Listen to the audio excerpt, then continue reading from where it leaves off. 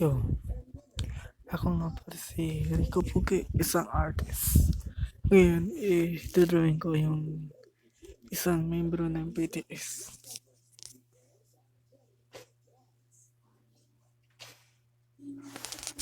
Nung bata pa ako, naging nakitaan na ako sa pagiging artist. Nakitaan na ako na meron akong talent dito sa pagdodrawing.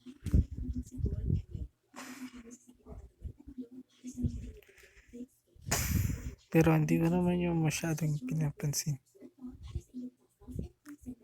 At nung nag-high school na ako, grade 6 pala, may mga nakakalata na rin sa akin ng mga kaklase ko na mahusay daw ako mag-drawing.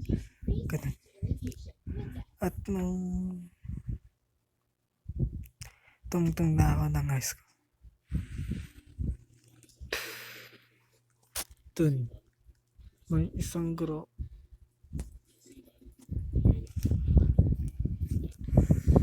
ang humanga sa pagiging mahusay ko sa pagdudrawing.